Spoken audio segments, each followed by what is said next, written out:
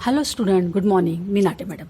Students, today we have to learn section formula, midpoint formula and centroid formula and we have to see example in practice set 5.2.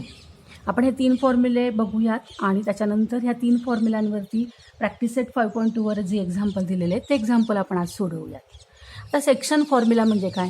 समजा एखादा segment असेल आणि त्या सेगमेंटला एखाद्या पॉईंटनी जर divide केलेलं असेल काही रेशोमध्ये, समजा हा ए बी सेगमेंट आहे आणि ए बी सेगमेंटला पी ह्या पॉईंटनी M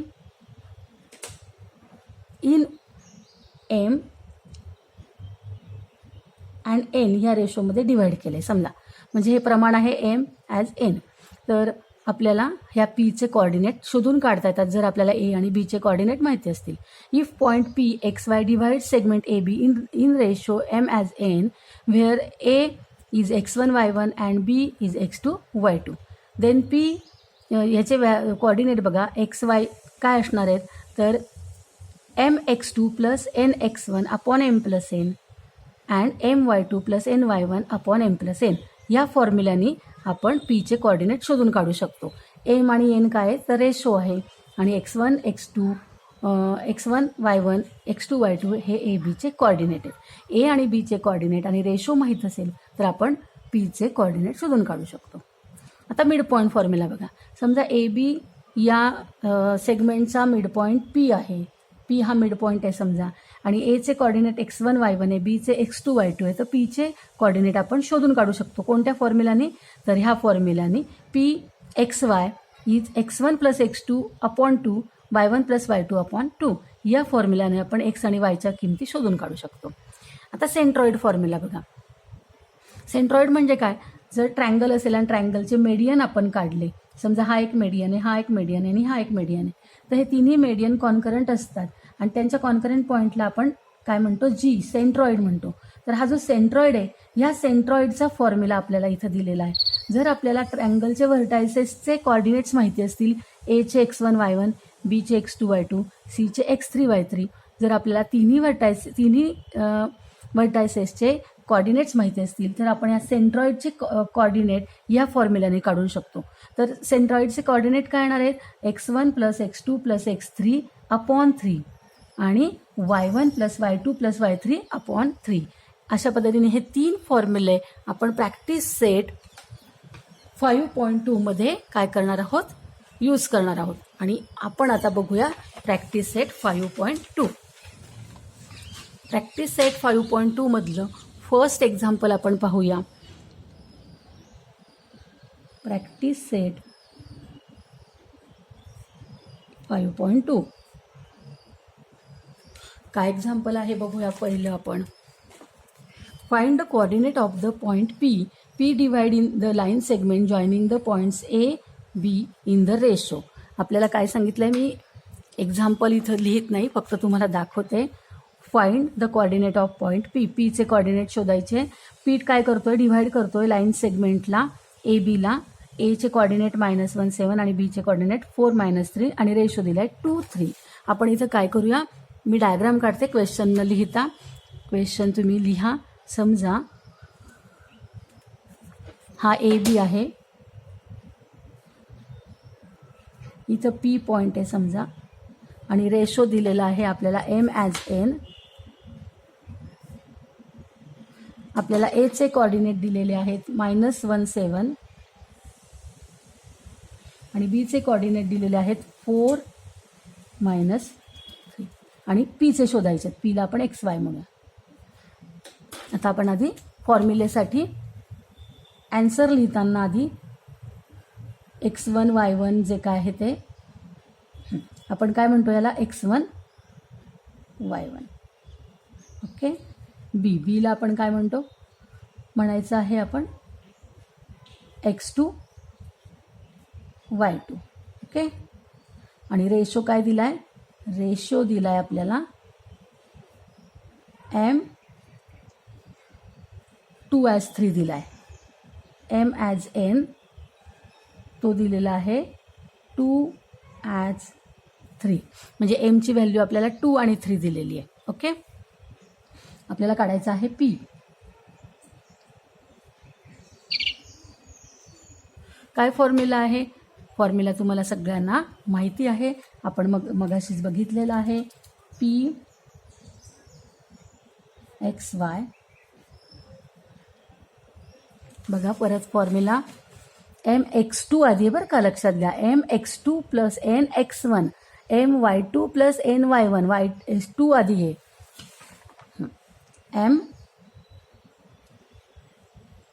mx2 plus nx1 upon m plus n. दुसरं my2 plus ny1 m plus n. Value substitute करायच्या आणि सॉल्व करायचं. करूया आपण व्हॅल्यू सबस्टिट्यूट. एमची व्हॅल्यू काय आहे बघायचं. एमची व्हॅल्यू आहे 2. मग 2 इंटू x2ची व्हॅल्यू काय आहे 4. 2 इंटू 4 प्लस एनची व्हॅल्यू आहे 3. 3 इंटू x1. x1ची व्हॅल्यू आहे -1. हे झालं mx2 plus nx1 upon m plus n म्हणजे 2 प्लस 3. आता आपण इथे एमची व्हॅल्यू काय आहे. एमची व्हॅल्यू आहे 2 आणि y2ची व्हॅल्यू आहे -3. 2 इंटू -3 प्लस एनची व्हॅल्यू आहे 3 इंटू y1ची व्हॅल्यू आहे 7. इथे येईल m प्लस n काय येईल 2 प्लस 3. तर एक सॉल्व करूया. एक करायचं. सावकाश आधी मल्टिप्लिकेशन करून घ्यायचं. 2 प्लस 4 8. 3 इंटू 1 काय होईल 3 येईल, पण plus into minus -3. 2 plus 3 5. Okay. 2 into 3 6 येईल, पण हे मायनस आहे. मायनस इंटू प्लस काय असतं -6 येईल. प्लस 3 इंटू 7 21 आणि दोन्ही पण काय पॉझिटिव्ह, त्यामुळे हे पॉझिटिव्हच राहील. 3 इंटू 7 21. 2 प्लस 3 5. ओके. 8 मधून 3 गेले 5. 5 अपॉन 5. 21 हे मायनस आणि प्लस हे डिफरंट साईन आहे, म्हणजे इथं सबट्रॅक्शन होईल. 21 मधनं 6 गेले किती येतील 15 येतील. आणि 15ला साईन कोणाची द्यायची तर मोठा नंबर 21 आहे, म्हणजे इथे प्लस साईन येईल. 15 अपॉन 5. ओके. आता 5 अपॉन 5 म्हणजे किती 1 आणि 15 अपॉन 5 म्हणजे 5 त्रिक 15 म्हणजे 3 येतील. म्हणजे काय आले coordinate XY PXY. Okay. Did you understand. सोपे की नाही. फॉर्म्युला लिहायचा, किमती टाकायच्या आणि सॉल्व करायचं. फक्त फॉर्म्युलांमध्ये किमती टाकताना चुका होतात त्या होऊ द्यायच्या नाही. आणि हे जे ऑपरेशन आपण करतो प्लस मायनसचं, ते ऑपरेशन करताना मल्टिप्लिकेशनचं ॲडिशनचं तिथे चुका होऊ द्यायच्या नाही. ओके. ह्याच्यासाठी प्रॅक्टिसच गरजेचं. तुम्ही प्रॅक्टिस केले तर सोपंच येणार आहे तुम्ही. आता आपण क्वेश्चन नंबर 2 बघूया. काय दिलं आहे क्वेश्चन नंबर 2 मध्ये. हा होता क्वेश्चन नंबर 1. क्वेश्चन नंबर 2 बघा इथं दिलं आहे. In each of the following example find the coordinate of the point A which divide segment PQ in the ratio A as B. आपल्याला रेशो दिलेला आहे आणि तुम्हाला P आणि Q दिलेला आहे आणि इथं A काय करतोय डिवाइड करतोय. म्हणजेच find the coordinate of point A which divide segment PQ. Segment PQ same असंच आहे, फक्त इथे आपण आता काय करूया डायग्राम काढून घेऊया एक.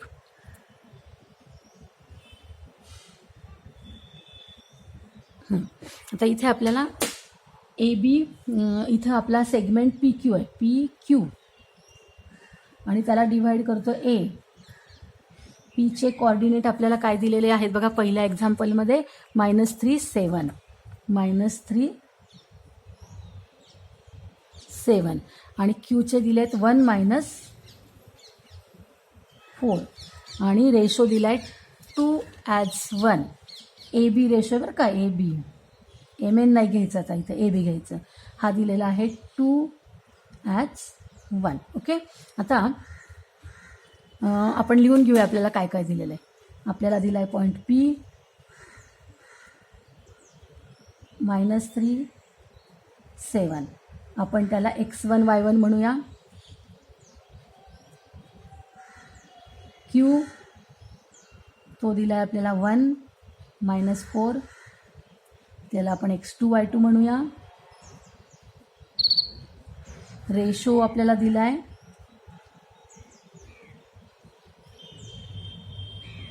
A as B, त्याला आपण 2 as 1 दिला आहे. तो किती दिला आपल्याला 2 as 1. आणि आपल्याला A डिवाइड करतोय तर Aचे कोऑर्डिनेट आपण XY घेऊया. हे आपल्याला शोधून काढायचे. ओके, आता आपण काय करूया, फॉर्म्युला लिहूया. फॉर्म्युला लिहिताना एम एन लिहिण्याच्या ऐवजी आता आपल्याला काय लिहायचं आहे, AB लिहायचं आहे. ओके, आता बघा, देअरफॉर AXY, नीट बघा, A चे कोऑर्डिनेट शोधायचे आहेत ना तुम्हाला, XY.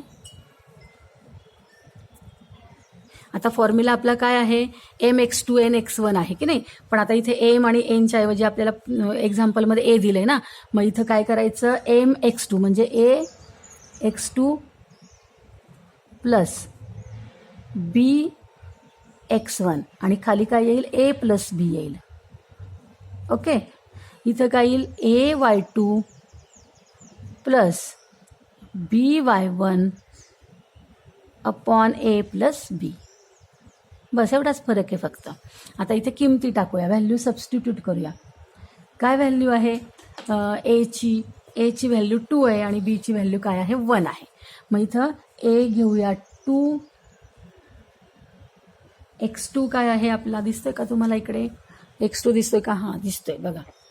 x2 आहे आपला 1, 2 इंटू 1, 2 इंटू 1 प्लस बी काय आहे 1, 1 इंटू x1 काय आहे -3.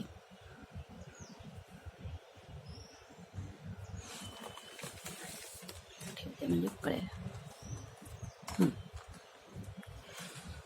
A2 आहे x2 आहे 1, B आहे 1 आणि x1 आहे -3 आणि A प्लस B म्हणजे 2 प्लस 1. आता एची व्हॅल्यू आहे 2, y2 किती आहे -4 प्लस बीची व्हॅल्यू आहे 1 आणि y1ची व्हॅल्यू आहे 7 अपॉन A प्लस बी म्हणजे 2 प्लस 1. व्हॅल्यू व्यवस्थित सबस्टिट्यूट करायच्या. आता इथे पहिलं मल्टिप्लिकेशन करून घेऊ. 2 into 1 2 plus into minus 1 into 3 खाली येईल 2 प्लस 1 काय येईल 3. 2 into plus into minus 2 into 4 8 -8 plus into plus 1 into 7 2 plus 1 3 3मधनं 2 गेला 1, मोठ्या नंबरची साईन द्या -1, इथे 3 -1 अपॉन 3. 8मधनं 7 गेला 1, मोठ्या नंबरची साईन द्या -1 अपॉन 3. म्हणजे ते कोऑर्डिनेट आलेत -1 upon 3 -1 upon 3. Okay, did you understand. अशा पद्धतीने आपण इथं डिस्टन्स सेक्शन फॉर्म्युला यूज केलेला आहे. आता आपल्याला इथे थर्ड क्वेश्चन बघा. Find the ratio in which point T -16 divides the line segment joining the points P -1 -3 10 Q 6 -8. आपल्याला इथं तिन्ही पॉईंट दिलेले आहेत पण रेशो शोधायचा म्हणजे एम आणि एनची व्हॅल्यू शोधायची. आता आपण क्वेश्चन नंबर 3 लिहूया. मी क्वेश्चन पूर्ण लिहिण्याच्या ऐवजी मी डायग्राम काढते, मग डायग्रामवरनं पण क्वेश्चन कळतो आपल्याला. आपण काढूया डायग्राम. इथं आपल्याला काय सांगितलं आहे की फाइंड द रेशो आणि सेगमेंट कोणता आहे, सेगमेंट आहे PQ. सेगमेंट PQला काय केलेलं आहे, समजा हा सेगमेंट PQ आहे आणि याला Tने डिव्हाइड केलेलं आहे. Tने Pचे कोऑर्डिनेट आपल्याला दिलेले आहेत बघा इथं -3 10 -3 10 आणि क्यूचे दिलेत 6 -8 आणि टीचे दिलेत -1 6 आणि रेशो जो आहे तो आपल्याला माहिती नाही आहे, तो आपण m ॲज n घेऊया आणि m आणि n ची व्हॅल्यू शोधून काढूया. आता फॉर्म्युला आधी लिहू. फॉर्म्युला लिहिल्यानंतर मग आपण किमती टाकूया आणि m n ची व्हॅल्यू शोधूया. आधी आपण लिहून घेऊ p -3 10, त्याला आपण काय म्हणायचं x1 y1 q 6 -8, त्याला आपण x2 y2 म्हणतो. t -1 6 xy आणि रेशो m ॲज n तो शोधायचा आहे. फॉर्म्युला लिहूया. आता आपण फॉर्म्युला लिहिल्यानंतर आपण त्याच्यात व्हॅल्यू सबस्टिट्यूट करूया. काय फॉर्म्युला आहे आपला, तर हा पॉईंट TXY याचा फॉर्म्युला येईल तो is equal to m x2 plus n x1 upon m plus n m y2 plus n y1 m plus n. Okay, तर आपण सबस्टिट्यूट करूया. टीच्या व्हॅल्यू टाकूया -1 6 इज इक्वल टू एमची व्हॅल्यू माहीत नाही, m x2 किती आहे, x2 आहे बघा, x2 आहे 6, मग 6m हा काय येईल 6m. हां, x1 किती आहे -3, मग हा येईल -3n. फक्त m आपण पलीकडे येईल आणि इथे काय येईल m प्लस n माहिती नाही आहे, m प्लस n. तर इथे y2 y2 किती आहे -8, मग इथे येईल -8m. आता y1 किती आहे 10, म्हणजे +10n. y1 ची value 10n upon m plus n. आता इथे हे दोन इक्वेशन तयार होतील. -1 ची व्हॅल्यू ही आहे. मग आपण इथे लिहूया therefore 6m -3n upon m plus n is equal to -1 आणि इकडे येईल -8m plus 10n upon m plus n is equal to 6. Okay, आता आपण हे दोन इक्वेशन तयार करूया. हा येईल इकडे, हा m प्लस n इकडे मल्टिप्लिकेशनमध्ये आणूया. 6m -3n is equal to -1 into m plus n. इथे येईल -8m plus 10n is equal to 6 into m plus n. Okay, तर हे बघा 6m -3n is equal to -1ने आतमध्ये मल्टिप्लाय करा, -m -n. इकडे काय येईल -8m प्लस 10n, 6ने आत मल्टिप्लाय करा, 6m प्लस 6n. ओके, आता हे -mn इकडे आणूया. आता हे 6m -3n is equal to हा -m इकडे आणला तो होईल प्लस m, हा n इकडे आणला होईल plus n is equal to 0. हे दोघे इकडे आणले. इथे पण तसंच करूया. -8m प्लस 10n, 6m इकडे आणला मायनस झाला, हा पण इकडे आणला मायनस झाला, इकडे राहिला 0. आता हे बघा, हे 6m आणि हा प्लस m किती झाले 7m, हा -3n आणि हा प्लस n किती झाले -2n इज इक्वल टू 0. हे आपल्याला इक्वेशन मिळालं.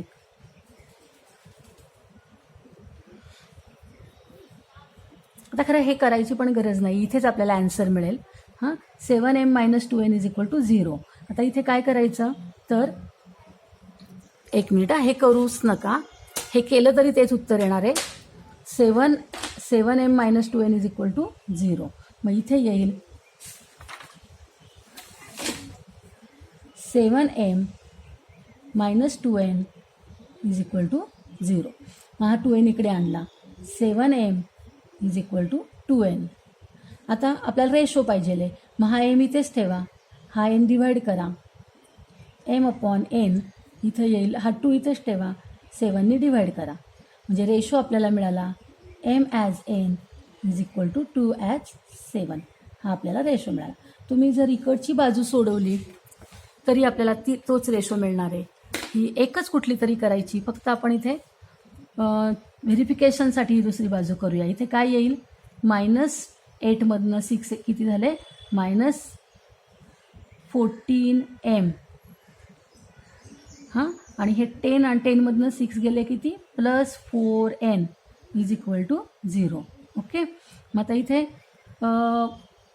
-14m + 4n = 0 आलं. आता हे इक्वेशनमध्ये पण बघा तेच उत्तर येते आपल्याला. लक्षात ठेवा, एकच साईड करायची, ही किंवा ही. तर -14m +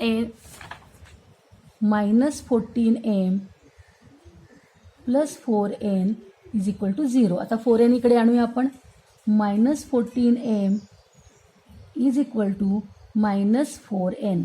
हां, आता आपण m आणि m हा n इकडे आणला, डिवाइड केला. हां, रेशो काढायचा आहे. आता -4 आहे, हा -14 डिवाइड केला. m आणि n काय रेशो आला बघा, 4 आणि 14. कितीचा भाग बसेल इथे, तर 2चा, 2 दुने 4 आणि 2 7 14. -/- होतो, म्हणजे हे आलं 2/7. म्हणजे m/n = 2/7. म्हणजे आपल्याला रेशो जेव्हा काढायचा असतो तेव्हा मी इथे दोन्ही साईड अशासाठी घेतल्या की व्हेरिफिकेशन झालं. पण तुम्हाला एक्झाम्पल करत असताना ही कुठली साईड, या दोघांपैकी एकच घ्यायची आणि रेशो शोधून काढायचा. Did you understand? समजलं तुम्हाला की कशा पद्धतीने आपण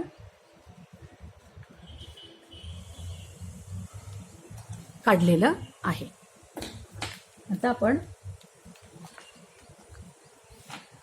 नेक्स्ट एक्झाम्पल पाहूया.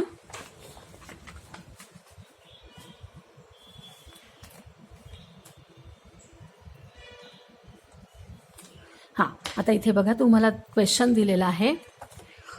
पॉईंट हा झाला आपला. हां, point P is the centre of the circle and AB is the diameter. Find the coordinate of the point B if coordinate of point A and P are 2 - 3 -2 -2 0 respectively. P हा काय आहे, centre आहे, आणि AB काय आहे, diameter आहे. बघा, आता जर P सेंटर असेल, question number 4, point P is the centre of the circle and AB is the diameter. मग डायमीटरचा हा P काय झाला, समजा AB डायमीटर आहे, समजा हा AB डायमीटर आहे, तर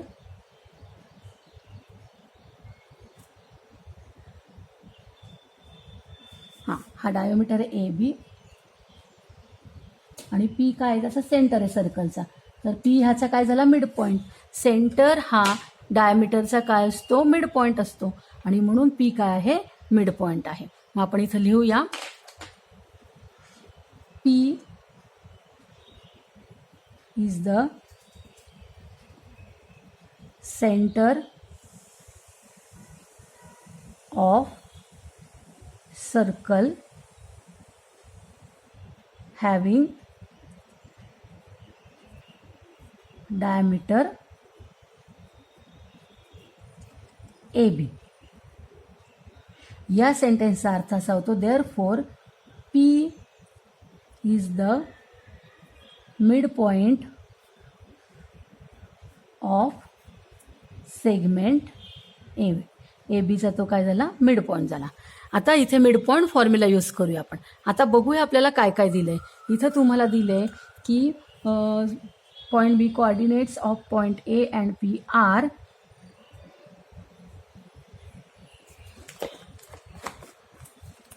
find the coordinate of point B. B चे कोऑर्डिनेट फाइंड करायचे आहेत आपल्याला. ओके, हे माहिती नाही आहेत. Of point A, coordinates of point A and P R given. A चे कोऑर्डिनेट दिलाय तुम्हाला. ए चा दिलेला आहे 2-3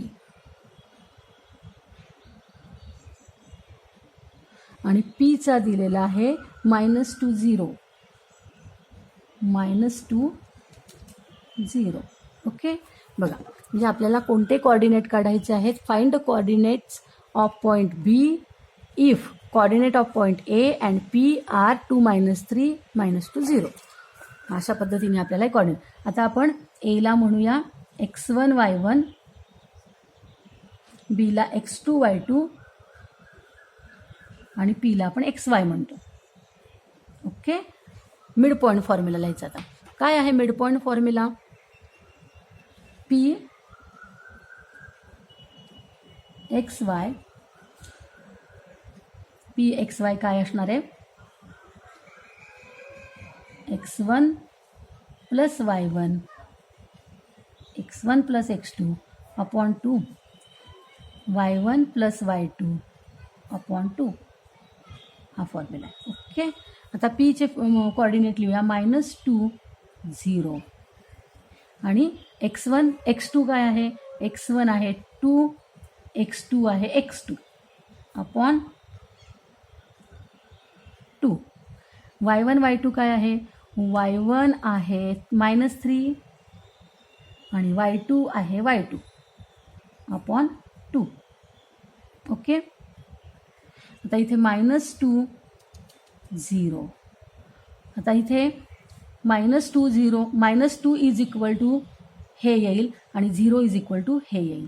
मग आपण इथे लिहू -2 is equal to 2 + x2 upon 2.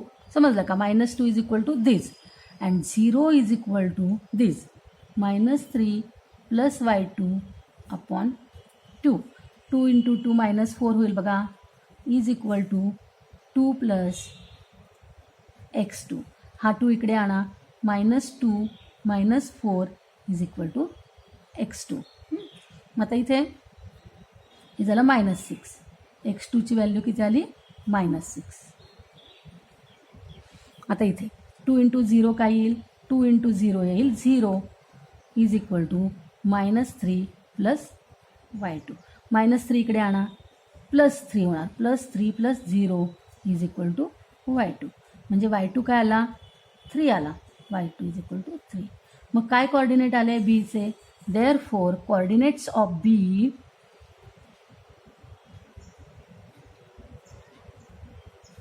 काय आलेले आहे. x2 -6 हा आहे 3. मिड पॉईंट फॉर्म्युला यूज करून आपण बीचे कोऑर्डिनेट शोधून काढले. Did you understand. तुम्हाला एक्झाम्पल समजले. आता नेक्स्ट एक्झाम्पल जे आहेत आपण ते पुढच्या व्हिडिओ लेक्चर्समध्ये घेऊ. जर तुम्हाला आजचा व्हिडिओ आवडला असेल तर लाईक करा आणि सबस्क्राईब केलं नसेल तर जरूर सबस्क्राईब करा. थँक्यू.